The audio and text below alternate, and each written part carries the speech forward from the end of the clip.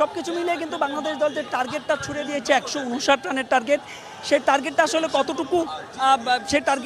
কতটুকু দাঁতদের রুখতে ডিফেন্ড করবে সেটা সময় বলে দিবে। আমরা কয়েকজন দর্শকের সঙ্গে একজন সাকিব ফ্যানকে পেয়েছি, এত সমালোচনার পর অবশেষে সাকিব রান পেলেন। সাকিব মানুষটি বোধহয় এমন, জি সাকিব মানুষটি বোধহয় এমন, যত বেশি সমালোচনা তত ভালো খেলবে। জি অবশ্যই, সেভাবেই সমালোচনার জবাব দেয়, সে সবসময় এভাবেই সমালোচনার জবাব দিছে। আজকে অনেক খুশি ভাই, অনেক। সাকিবের ব্যাটিংটুকু কতটুকু উপভোগ করলেন? আসলে যেই টাইমে উনি নামছে আসলে পুরো ম্যাচটাই উপভোগ করছি, পুরো ম্যাচটা যেভাবে সে ধরে রাখছে এটা দরকার ছিল আজকে ইনিংসটা। অনেক অনেক ধন্যবাদ। দর্শকরা আসলে সাকিবের কথা বলছিলেন এবং তারা একটা কথা কিন্তু বারবার বলছেন যে বাংলাদেশ দল, জানেন যে বাংলাদেশ দল এই ডাচদের বিপক্ষে কিন্তু যে বিশ্বকাপ হয়েছিল গেল বছর ভারতের মাটিতে, ওয়ানডে বিশ্বকাপ, সেই ওয়ানডে ফরম্যাটের বিশ্বকাপে কিন্তু নেদারল্যান্ডসের কাছে কিন্তু বাংলাদেশ দল হেরেছিল। বাংলাদেশের সামনে দারুণ একটা সুযোগ সেই ম্যাচ হারের শোধ তুলতে। বলছিলাম যে রানটা, তবে বাংলাদেশ আজকে যে ব্যাটিং করেছেন, যে ইতিবাচক ব্যাটিং অ্যাপ্রোচ ছিল, সে ব্যাটিং অ্যাপ্রোচটা কিন্তু ফুল সাধুবাদ পাবে।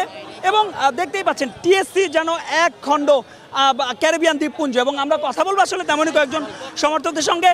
কতটুকু উপভোগ করলেন বাংলাদেশ দলের ব্যাটিং? অনেক অনেক ভালোই উপভোগ করছি। যাই হোক, আমাদের দরকার হলো জিতাটা সবচেয়ে ইম্পর্টেন্ট। আর আগের ম্যাচগুলো যেহেতু ভালো মানে জিতে হারছি, কিন্তু আমাদের এখন জিতাটাই খুব দরকার। আজকে তানজিদ তামিমের ব্যাটিংটুকু কতটুকু? হ্যাঁ, ভালোই করছে। আসলে যেটুকু খেলার প্রয়োজন ছিল বেশি খেলতে পারে না। যাই হোক, যেটুকু করছে, সাকিব অলওয়েজ হিরো। সাকিবের কথা না বললেই নাই, কারণ আজকের ম্যাচ মাহমুদুল্লাহ যেই টাইমে নামছে, যেটুকু করার জন্য প্রয়োজন দলের জন্য অতটুকু করছে।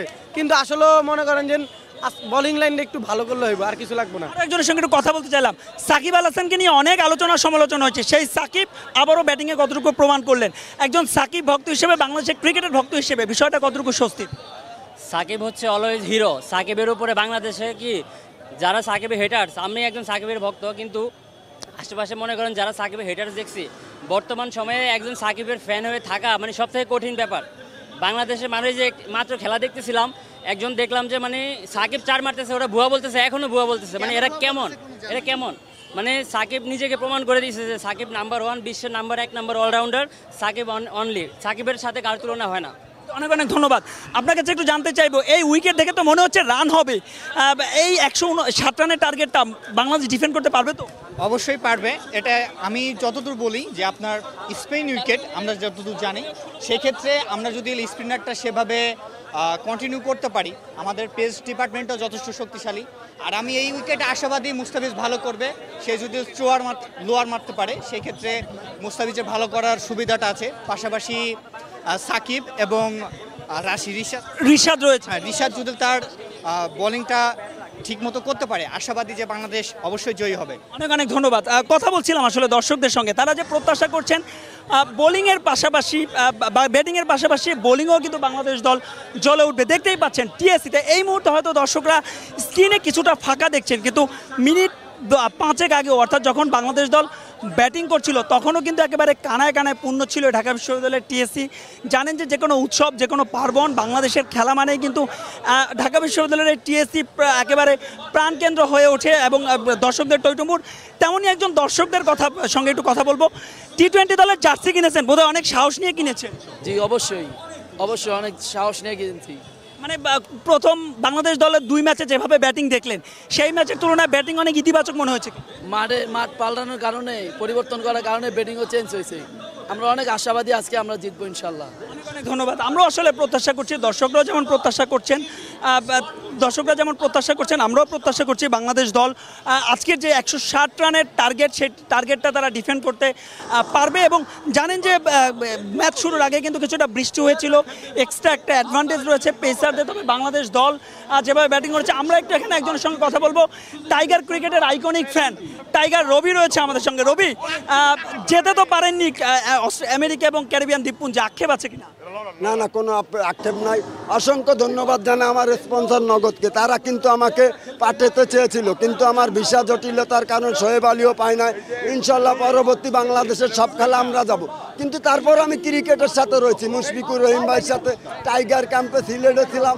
আজকে সিলেট থেকে এসেই কিন্তু চলে এসেছি বাংলাদেশকে সাপোর্ট। রবি কি মনে করছেন যে এই টার্গেটটা বাংলাদেশ দিয়েছে ইনশাল্লাহ তো ডিফেন্ড করতে পারবে? আজকে দেখেছি ওয়েস্ট ইন্ডিজের খেলায় আপনার ওয়েস্ট ইন্ডিজ কিন্তু অনেক কষ্ট করে 150 রান করেছিল, কিন্তু ওয়েস্ট ইন্ডিজই দিছিল।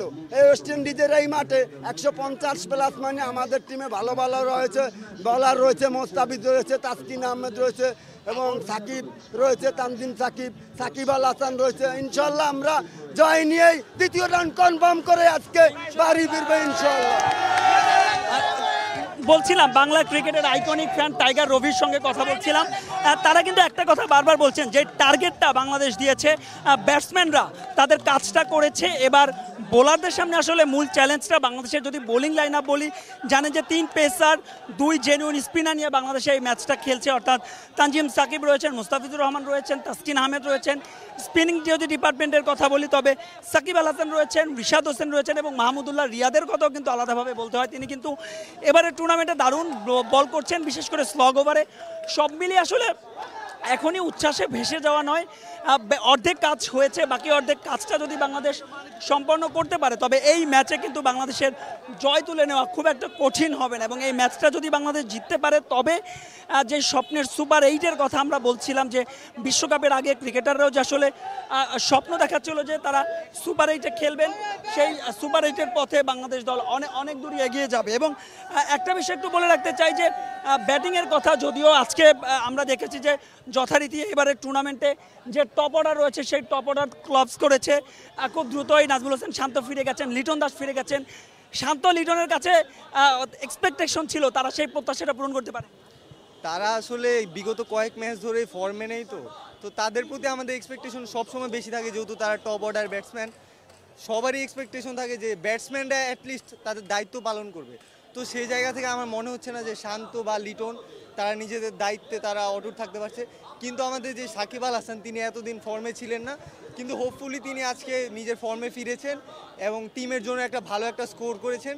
এটাতে আমরা অনেক হ্যাপি আজকের জন্য। মাহমুদুল্লাহ রিয়াদের ব্যাটিংটুকু ওই সময় স্লগ ওভারে যেভাবে তিনি হিট করছিলেন, বাংলাদেশের যে 159 রানের পুঁজিটা সেটা বোধহয় রিয়াদের জন্যই হলো। হ্যাঁ, মানে মাঝখান দিয়ে তো বাংলাদেশের রান অনেক স্লো হয়ে গিয়েছিল, তখন মাহমুদুল্লাহ রিয়াদ যে সাপোর্টটা দিয়েছেন সাকিব আল হাসানকে, সেটা অবশ্যই আমাদের কাম্য ছিল। অ্যান্ড আমরা সবাই হ্যাপি। তার প্রতি যে এক্সপেকটেশন থাকে আমাদের অলওয়েজ, সেটা তিনি রাখতে পেরেছেন, এটাই আলহামদুলিল্লাহ। একটু আরো একজনকে জানতে চাইবো, এখনো বোধহয় উচ্ছ্বাসে ভেসে যাওয়া নয়, এখন বোধহয় মূল চ্যালেঞ্জটা বোলারদের। হ্যাঁ অবশ্যই, বাংলাদেশ ভালো বল করবে, সাকিব আল হাসান ভালো খেলছে, হাফ সেঞ্চুরি করছে, আরো ভালো বল করবে, স্পিন বল ভালো করবে, মাহমুদুল্লাহ রিয়াদ ভালো বল করবে, তানজিম হাসান সাকিব ভালো বল করবে। অনেক অনেক ধন্যবাদ। দর্শক খেলা শুরু হয়ে গেছে এবং আমরা প্রত্যাশা করছি, যেহেতু খেলা শুরু হয়ে গেছে আমরা প্রত্যাশা করছি, টাইগার ভক্তদের মতো আমরাও প্রত্যাশা করছি যে রানটা রয়েছে সেই রানটা প্রায় আস্কিং রান রেট 8 করে এই উইকেটে যেটা কিনা পাহাড় সম, সেই রানটা টাইগার যে বোলাররা রয়েছেন তারা ডিফেন্ড করতে পারবেন। তো আপাতত ঢাকা বিশ্ববিদ্যালয়ের টিএসসি থেকে আমার কাছে এই ছিল বাংলাদেশ দলের যে সমর্থকদের উচ্ছ্বাসের সবশেষ আপডেট।